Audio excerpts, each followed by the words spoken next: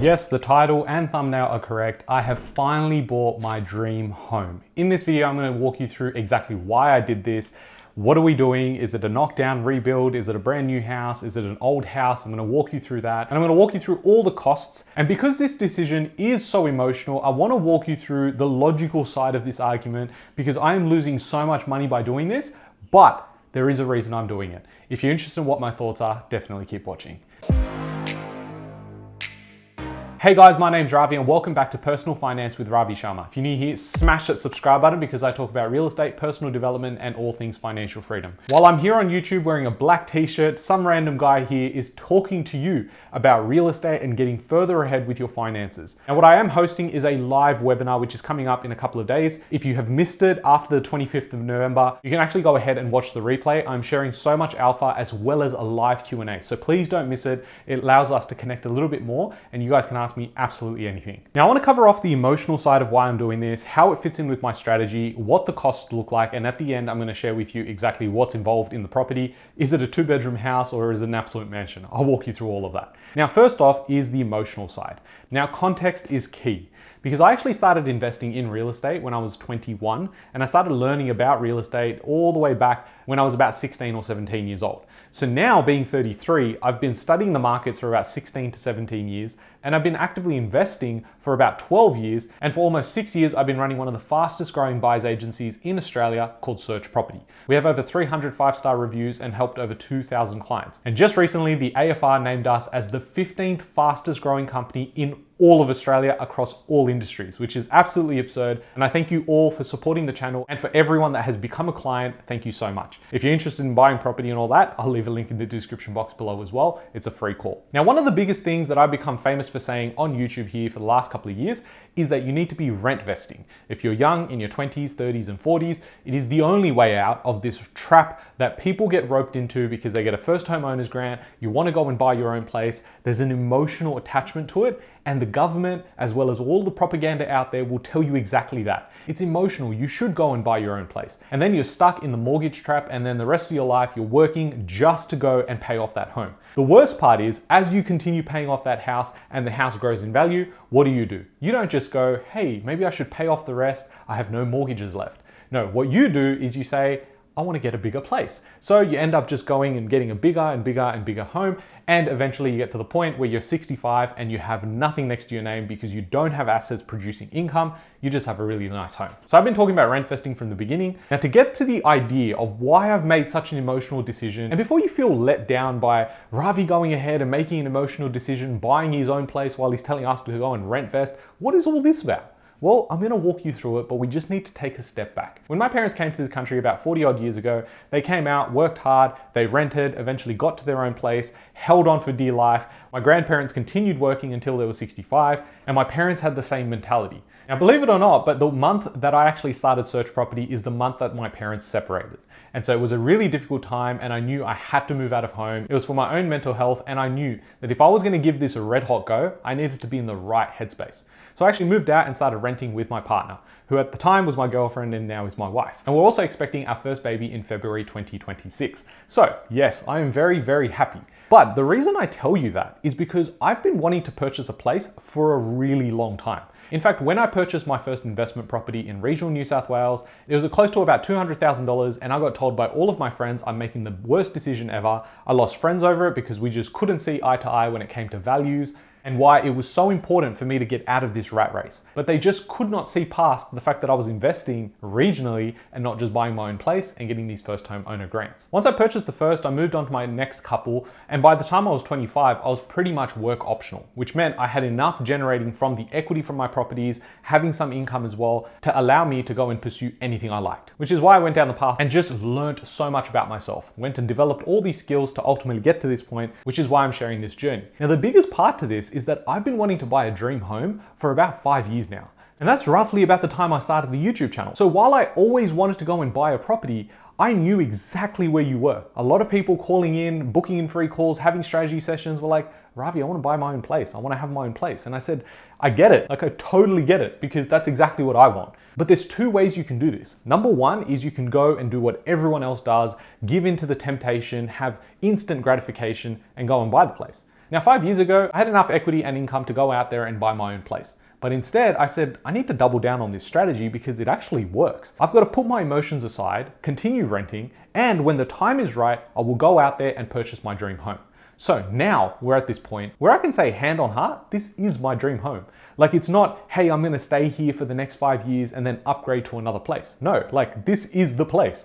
So when Sandra and I actually sat down and thought about the non-negotiables, what are we not compromising on, we created a list, the dream list of things that we thought were ridiculous at the time, but we thought, hey, if we're gonna build our dream home and we're waiting and we're investing, why not do it with exactly what we want? So we end up in a position where you have the dream home you actually want to stay in. So when we went through the list and then we looked at locations, we figured out it's going to be really, really expensive. Now, obviously we've seen prices move up everywhere. Now I had a choice 2 years ago where I could go and buy another property or I could go out there and continue investing.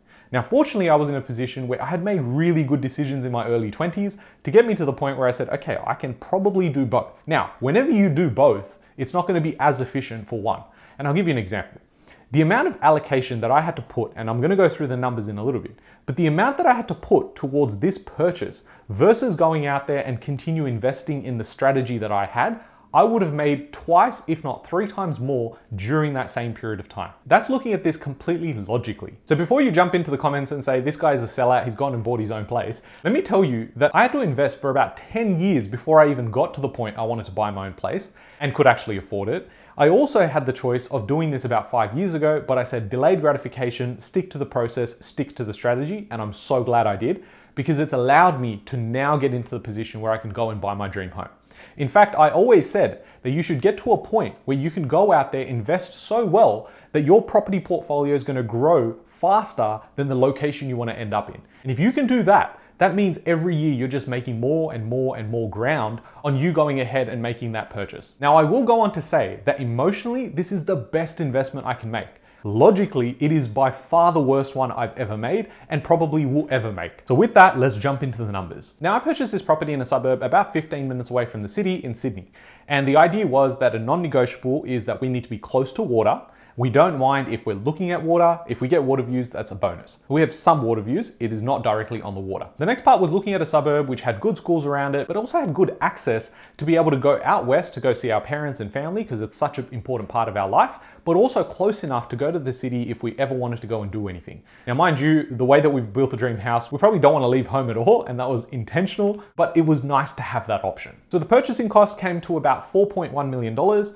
Now, mind you, this was a house that's been there for years and years. It was in pretty good condition, like we could rent it out straight away if we wanted to, but we wanted to go and build ASAP. Now, we knew that if we were gonna go and build this dream home the way we wanted, it was probably gonna take 18 to 24 months anyway. This entire process goes through approvals, finding the architect, finding the developer, and then going out there and actually building. Now, the developer is someone who's a custom home builder. So it's not like you go out there and they just churn and burn. They only take up a few projects a year, which means their attention to detail, because they're only building luxury builds, means it's a completely different experience to going to one of those other guys. So if you factor in the purchase price, you go into the approvals, architecture, etc., that cost about 100K. Then you had the construction costs, which honestly sounded like a lot in the beginning and then realized it's actually a lot more than that. So we ended up going from a $2.8 million budget all the way up to about $3.2 million. Then factoring in your holding costs and all the additional bits and pieces, that comes to about 500K. And that means that the total cost of this house is $7.9 million right now. And that's just to build the place. Now, it's important to take a step back. Now, the purchase of this place happened in late 2023. So if you think about it, where rates were at the time, Sydney's just come off the boil, the sentiment's not great about Sydney, and I realized this is the opportunity to go in and get that piece of land. Now, that land came with a house, and to be honest, I overpaid for this.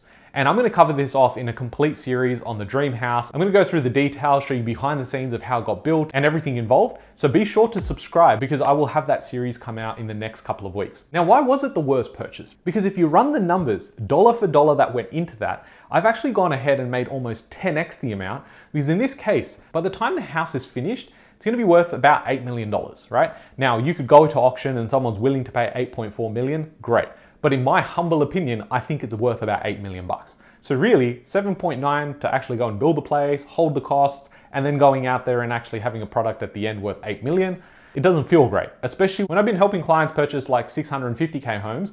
those have gone up from 650 all the way up to 800, 850. So on a percentage basis, I've absolutely killed it there. Clients are loving life, and we've even had some clients that have gone and sold their own home, gone to rent vesting, and built out this strategy because it actually works. When you factor in all of the headaches around building, the approvals, the rejections that you get, the ideas that you had once, that when you go from idea to execution is completely different. And it's also really important that as humans, we need to go out there and reward ourselves, but also in the right way. I would never have taken up this if I had to go out there and sell my entire portfolio to go and buy the place. I also didn't want to go out there and say, hey, I want to go out there and take up a 5% deposit, which is a scheme that we were exploring at the time because one of the major banks had said, you know, if you purchase in one of these suburbs, you can actually qualify for a 5% deposit. And that would mean like next to nothing when it comes to asset allocation. But I also knew that I wanted to hold on my investment portfolio, my other investments as well, whether it be Pokemon cards or Bitcoin, and I also wanted to invest in my business. I didn't want any of those things to be affected when I go and purchase this place.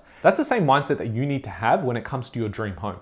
Because let's not muck around. If it's your dream home, go out there and buy the best thing you can. That's exactly what we did here. And I'm not ashamed of the fact that it hasn't performed logically. And this is a case in point why people think their house is an investment and it's gonna go up and that's why they go and invest. But logically, if I went out there and used data and actually went and purchased a property with research, I would have made so much more. But the purpose of this is not to go and make money.